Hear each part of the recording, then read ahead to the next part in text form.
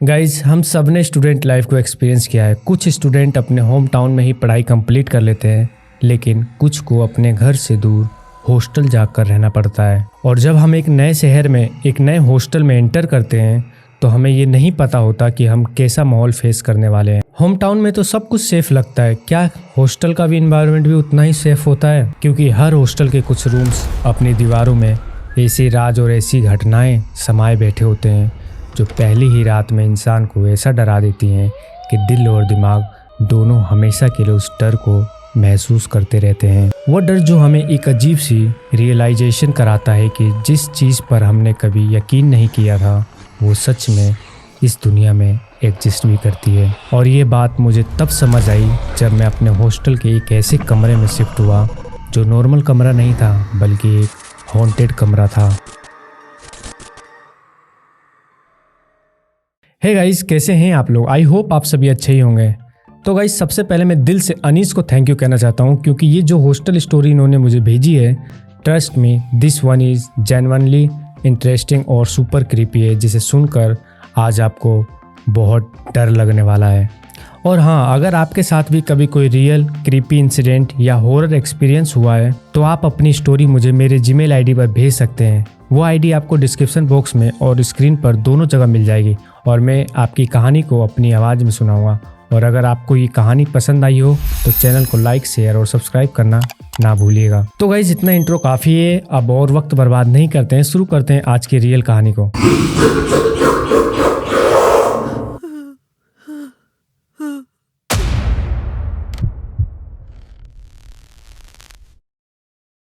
Guys, मेरा नाम अनीस तिवारी है और मैं रांची का रहने वाला हूँ।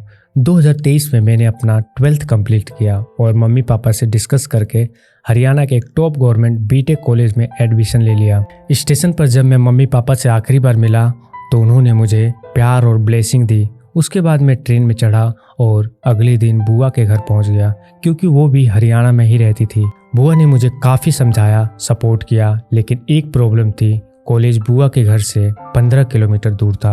रोज़ आना जाना मुश्किल होता, इसलिए मैंने हॉस्टल के लिए अप्लाई कर रखा था। नेक्स्ट डे जब मैं हॉस्टल गया तो वहाँ काफ़ी भीड़ लगी हुई थी, क्योंकि अलग अलग स्टेट्स में स्टूडेंट आए हुए थे।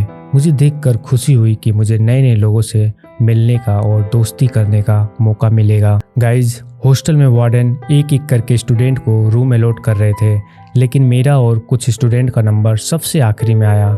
तब हमें बुलाया गया और बताया गया कि अभी कोई रूम खाली नहीं है। वार्डन ने कहा कि जब क्लासेस स्टार्ट होंगे और अगर किसी का एडमिशन कैंसिल हुआ तभी आपको शिफ्ट किया जाएगा। साथ ही हमें एक डेट दे दी गई कि उस दिन वार्डन ऑफिस में आकर चेक कर लेना। तब तक के लिए मैं बुआ के घर ही रुक गया। कुछ दिन मैंने वही एंजॉय किया और घूमा फिरा, लेकिन फिर एक दिन मुझे नोटिफिकेशन आया कि क्लासेस स्टार्ट होने वाली है।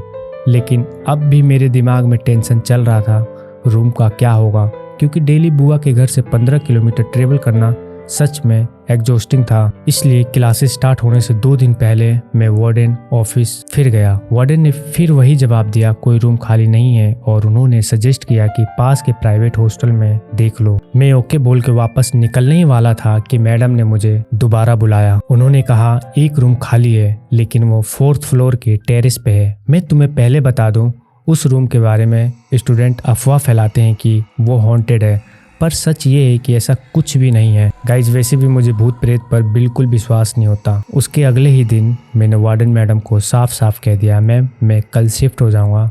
गाइज, मैं एकदम खुश था। घर आया और अगले दिन सुबह करीब 10 बजे अपना सारा सामान लेकर हॉस्टल पहुंच गया शिफ्ट होने के लिए। गेट पर पहुंचते ही वहाँ के गार्ड अंकल ने मुझे हंसते हुए पूछा, अरे बेटा कहाँ से हो?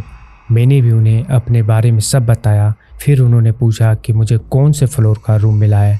मैंने भी हंसकर जवाब दिया, अंकल 4th फ्लोर का रूम नंबर 402 अलॉट हुआ है। बस इतना सुनते ही गार्ड अंकल हैरान हो गए और बोले, बेटा उस रूम में मत शिफ्ट हो, वो भूतिया कमरा है। लेकिन मुझे पहले ही वार्डन ने बता दिया था कि लोग मुझे डराने की कोशिश करेंगे, इसलिए मैंने उनकी बात को अनसुना किया और सीढ़ियों की तरफ चल दिया। लेकिन सामान इतना ज़्यादा था कि सीढ़ियों पर चढ़ने में सच में बहुत परेशानी हुई।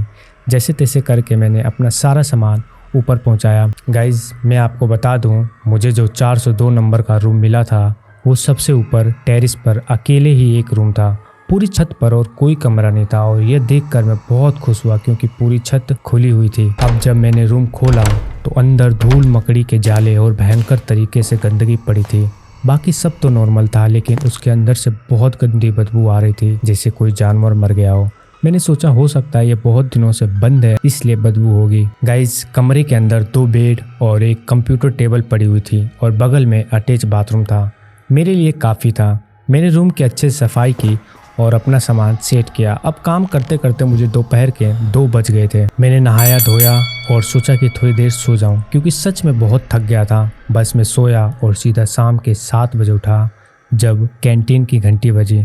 मैंने मुंह धोया और डिनर के लिए नीचे कैंटीन चला गया। गाइस, जब मैं डिनर कर रहा था वहाँ और भी स्टूडेंट बैठे हुए थे। तभी एक लड़का मेरे पास आया। उसने मुझसे पूछा, और दोस्त कहाँ से हो? मैंने भी अपने बारे में सब बताया और उसने बताया कि वो 2nd ईयर में है, यानी मेरा सीनियर था। गाइस, आखिर में जाते जाते उसने पूछ ही लिया, कौन से रूम में रुके हो?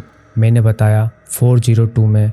अब वो तो हैरान हो गया और बोला, भाई वहाँ से निकल जा, तेरे को नहीं पता वो रूम हॉन्टेड है। मैंने उसे यही कहा, भाई ये सब नहीं होता, ये सब झूठ है, और अपने रूम में वापस आ गया। थोड़ी देर में मैंने फ़ोन चलाया और कब नींद आ गई मुझे पता ही नहीं चला और मैं सो गया। रात के करीब 3 बजे जब मेरे दरवाजे पर खटखटाने की अजीब सी आवाज़ आई, मेरी नींद खुल गई। मैंने आवाज़ लगाई, कौन है, कौन है? लेकिन कोई जवाब नहीं आया। अब मैं बिस्तर से उठकर दरवाज़ा खोलता हूँ, लेकिन गेट पर कोई नहीं होता। पूरी छत खाली थी। मैं छत पर हर जगह घूम कर देख लिया, लेकिन कोई भी नहीं मिला। मैं अब अपने कमरे में आकर सोचता हूँ कि शायद मेरे कान बज रहे होंगे और मैं सोने की कोशिश करने लगता हूँ। थोड़ी देर बाद फिर दरवाज़ा नॉक करने की आवाज़ आई। मैं तुरंत भाग कर गया, लेकिन इस बार भी बाहर कोई नहीं था। मैंने सोचा ये क्या हो रहा है। कमरे में आकर जैसे तैसे सो गया। कब सुबह के 8 बज गए मुझे पता ही नहीं चला और मैं जल्दी से रेडी हुआ और कॉलेज चला गया। गाइस, कॉलेज में मैंने किसी को कुछ नहीं बताया क्योंकि मैं खुद कंफ्यूज था। लगा शायद पिछली रात कोई बुरा सपना देख लिया होगा, पर फिर से रात हुई। मैं रात को अपने रूम में स्टडी कर रहा था। तभी अचानक मेरे बाथरूम में टप टप टप टप पानी गिरने की आवाज़ आई। जाकर देखा तो नल थोड़ा सा खुला हुआ था और आवाज़ खाली बाल्टी से गूंज रही थी। अब मैंने नल बंद किया और वापस लैपटॉप पर आ गया। थोड़ी देर बाद मुझे क्लियर फील हुआ कि कोई मेरे पीछे बाथरूम के अंदर गया है। मेन गेट तो मैंने लॉक किया था, तो कौन आ सकता है? ये सोचते ही मेरी रूह कांप गई। मैंने हिम्मत करके बाथरूम में झांक कर देखा, लेकिन वहाँ कोई नहीं था। गाइज, दिल रॉकेट की स्पीड से धड़क रहा था। मैं डर कर सीधा गेट खोलकर छत पर भागा। वहाँ भी कोई नहीं। मैंने सोचा अब तो सोना ही पड़ेगा, कल कॉलेज भी है। जैसे ही मैं रूम में घुसने वाला था, मेरे कानों में सामने के पार्क से किसी चीज़ की बहुत तेज और अजीब सी आवाज़ आई। मैंने छत से झांक कर देखा कि रात के इस टाइम पर एक लड़का सफ़ेद शर्ट, काली पैंट और टाई पहने, हाँ सही सुना टाई, वो बहुत तेज और एकदम अलग स्टाइल में झूला झूल रहा था। मैंने सोचा ये यहाँ इतनी रात को क्या कर रहा है। तभी वो लड़का चलते झूले से कूदकर खड़ा हो गया और कूदने के बाद उसने धीरे से गर्दन उठाकर मेरी तरफ देखा। उसका देखने का तरीका बहुत डरावना था। मैं बिना कुछ बोले चुपचाप नीचे आया, रूम में घुसा और सीधा बेड पर लेट गया। थोड़ी देर में नींद आ गई। करीब 3 बजे मेरी आँख खुली। वजह, मेरे कानों में किसी के रोने की आवाज़ आ रही थी। कोई सिसक सिसक कर रो रहा था। अब रूम में बहुत अंधेरा था, इसलिए लाइट ऑन करने की कोशिश की, पर शायद पावर कट था। मैंने अपने फ़ोन का फ्लैश लाइट ऑन किया। जैसे ही फ्लैश जला, रोने की आवाज़ एकदम से रुक गई। मैं इतना डर गया कि मुझे पसीना आने लगे। मैंने हिम्मत की और गेट खोलकर सीधा छत की तरफ चल दिया। वहां जाकर मैंने देखा वही सूट बूट वाला लड़का उसी ड्रेस में मेरी छत पर खड़ा था, नीचे की ओर देख रहा था। कौन हो, कौन हो? मैंने तेज आवाज में पूछा, पर उसने एक बार भी मेरी तरफ मुड़ कर नहीं देखा। तभी कमरे के अंदर रखे मेरे फ़ोन की रिंग बजी। मैं जैसे ही फ़ोन की आवाज़ सुनने के लिए पलटा और फिर वापस उस लड़के को देखने के लिए मुड़ा, गाइज वो वहाँ नहीं था। मैं भागकर उसकी जगह पर गया, ये देखने कहीं कूद तो नहीं गया। नीचे देखा, आसपास देखा, कोई नहीं था। मुझे ये सब देख के बहुत अजीब सा और डर से हालत ख़राब हो रही थी। तभी अचानक लाइट सी आ गई। गाइज मैं रूम में आया, गेट लॉक किया और फिर से सोने की कोशिश करने लगा।